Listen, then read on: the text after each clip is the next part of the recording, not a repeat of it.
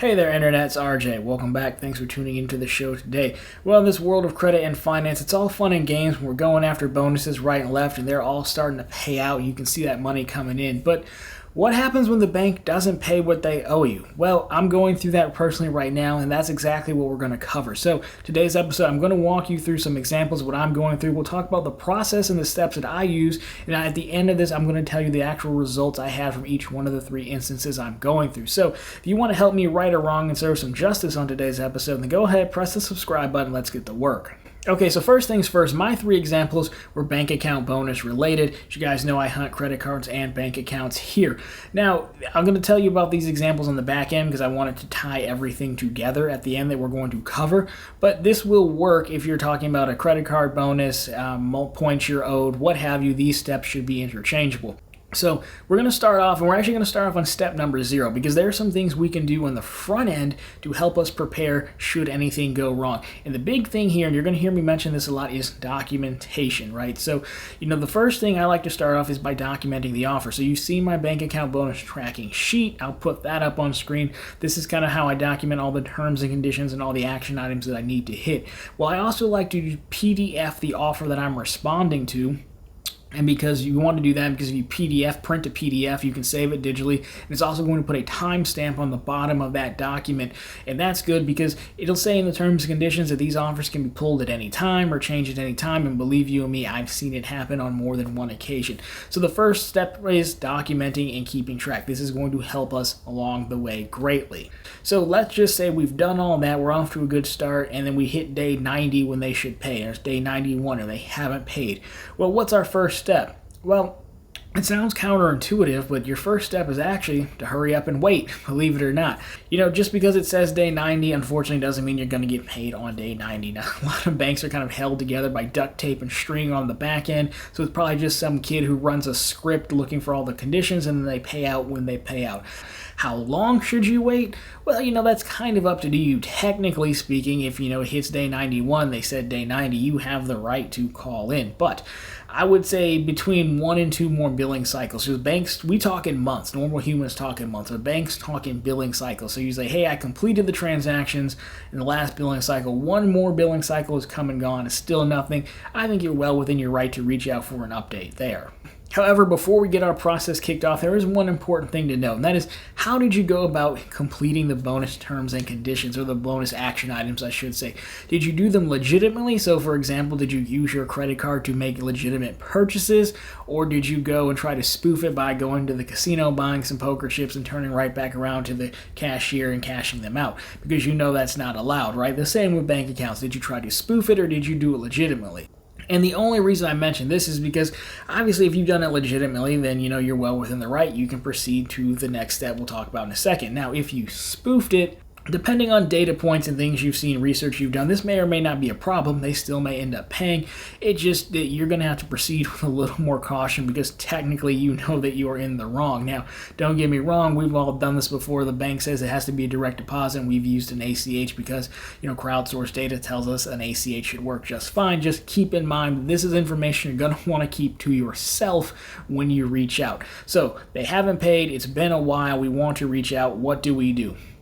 Well, first of all, I like to reach out in writing all the time. Now, I'm not anti-phone call. I'm not like that kind of millennial. But the reason here is, again, we're sticking with our documentation path, and we want everything documented, and we want everything into the bank's system of record. You see, banks have what they call a system of record, as do most companies do, which basically means if they're ever audited or anything like that, all the information has to be in one place. So if you're going secured message, that's probably the best route to do it, or they have a customer service email, it's going to make sure it's on file. Now, if you call in, yes, all those calls are recorded, but you have 0 chance of getting a recorded call log from a bank. Like they could pull it, they're probably just not going to pull it. But email, you can pull it up, time, date, everything you said. So that's why I start off with secured message or email. The first thing you do when you reach out, I think you can save yourself a lot of time up front with a well-written email. So I'll put an example on screen. I don't need to teach you guys how to write email, but there's some things we can do to save time. So first of all, you have to understand that the bank rep probably doesn't even understand, or understands a bad word, doesn't know, isn't aware of the fact that the company is running these promotions right now. You'd be surprised how much of this stuff is disconnected on the back end. So as a result, I would just start off with a summary of why you're reaching out. The account info, especially if it's secured message, I think account info is fine. But if nothing else, the email that you use, your phone number, your name. If it's secured message, you can put your account number. You might not want to put that in a regular email.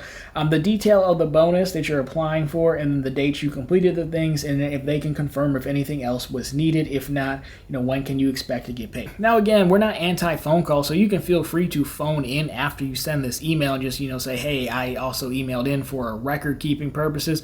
You can respond back to that, but I just wanted to talk about it in person. It will probably be easier to talk about it in person, but again, we just want the paper trail. So this, in the perfect scenario, this would resolve it, and sometimes it does. I have an example that will show that it does resolve it pretty quickly. And they'll say, hey, no big deal, we'll get this corrected.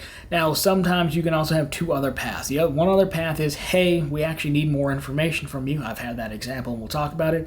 And the other one is like, no, we're not buying it, and you're going to have to start, pushing back. So, if they need more information, then obviously just go down that path and provide whatever information they need.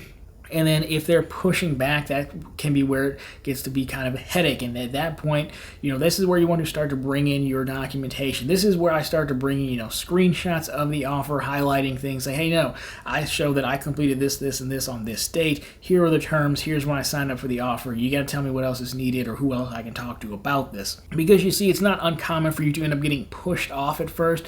You'll get a lot of like, well, sometimes it takes 90 days to pay out. I'm like, well, now I've been counting. It's been 90 days. It's actually been 120 days. What's the deal here? And so at this point, if you're not getting where you want to go, it's basically a back and forth until you get your way. And I understand you're probably watching this video. I'm like, well, this is what you're making a video on? Well, yes, because sometimes we admit defeat too easily, right? Because if you understand the context and the backstory of, you're probably going to be pushed off in the beginning. They're probably not going to know what you're thinking about. They're probably not even going to want to deal with you that much. You got to understand, if you just keep pushing, as long as you're in the right, because you've documented everything, you will usually get your way. Like 9 times out of 10, banks do pay. Most of the time, it doesn't even come to this. So I make this video just to kind of encourage folks to go through this process, no matter how much, quote unquote, harassing of the bank you have to do or how many follow-ups you have to do. So you do have one more option if you cannot get a positive resolution and you know that you're in the right. So we'll talk about this, and then I'll give you my examples. So you have the CFPB, Consumer Financial Protection Bureau, and what they're here to do is make sure you get treated fairly by banks. That's actually in their tagline, believe it or not. And so what you can do here is I'll put their process on screen, but you can basically file a complaint, and then you can see the process that they're going to take. The bank will have to look at it, and they will have to respond, and then you'll get a chance to read that response. And their complaints, every complaint is actually documented publicly, so you can see the resolution of it. Now, I would personally only go this route again if you've done all the documenting you need to help prove your point. And again, this is why we want everything in email along the way, so you can easily print these and attach them to your complaint. With that, let me talk about my 3 issues and my outcomes on all of them. So first of all, let's talk about SoFi.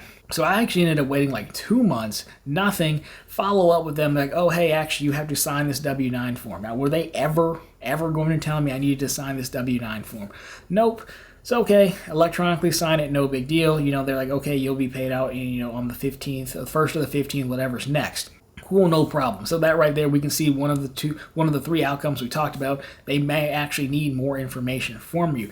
Now, unfortunately, it didn't pay out, so I followed up, and after a lengthy email chain with, again, people who were very polite and professional, I finally came to a resolution, and they said, hey, we're going to, manually override this and pay you what we owe you, and they did. To their credit, they did. Now, it took quite a while to get done, but again, because we were able to document everything and I could provide exact dates and email chains, with the customer service rep, it eventually got escalated to, someone who handles these types of issues, and we got it resolved. So now the next one is for Axos Bank. Now this one's an interesting one, because this is a really good example of how documentation matters, because opening the account, you're supposed to open a checking and savings at one time. I messed up.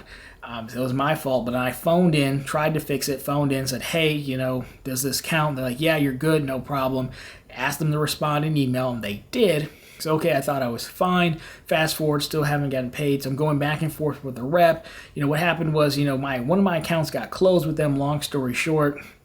And, so I say, hey, wait a minute, here's the email where you guys said I was cool. Gets escalated, and it turns out it was actually my fault. A rookie mistake. I messed this one up because, you're supposed to have some money in the account. Like, I had taken all the money out, moved it somewhere else, and as a result, they closed my account right before the bonus paid out. So, that was kind of a rookie mistake. Mission failed. We'll get them next time.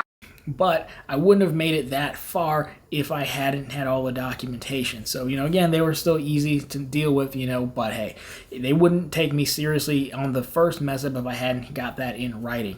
Now, the last one here was GTE Financial. They're a credit union in Florida. This one took quite a while, because it's a credit union, but you call in, they're like, hey, sure, we'll talk to the people in the promotions department. Of course, the promotions department is like 2 folks, so they're out at lunch. But I will say with this one, again, nice people, but understanding what the information they need, because the rep was like, all right, well, I'm just going to go call the promotions department. I was like, well, wait a minute. Let me tell you when I signed up. Let me tell you the promo code I used. Let me tell you who referred me, because that's all information I know you're going to need, even though if you don't know that you need it right now. As a result, that's going to save a lot of time. So did that, nothing. Ended up calling back in or going through secure chat, got the guy, say, okay, no problem, I will follow up promotions again, and then about a day or two later, I ended up getting my $50 paid out. Hey, they posted, I'll put the message on screen. So again, because I had all that information documented, it didn't take no for an answer, because I knew I was in the right.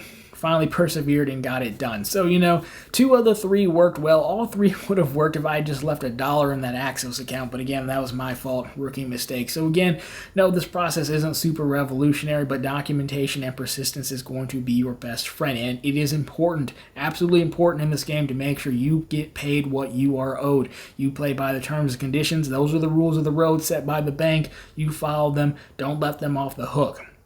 That is my advice to you. So anyways, guys, if you like this one, drop me a thumbs up down below. If you found it particularly interesting, consider subscribing to the channel. Again, posting content just like this every Monday, Wednesday, and Friday. Of course, right here every Sunday with all the news you can use in the weekly recap for the world of credit and finance. My question for you guys is, let me know your process or your stories, helping others, who are reading the comments, getting what they are owed from banks. Do you have any other tips and tricks that you've used to maybe hopefully expedite this process? Love to hear from you guys. But anyways, that's going to do it for this one. As always, thank you so much for watching, and I'll talk to you in the next one.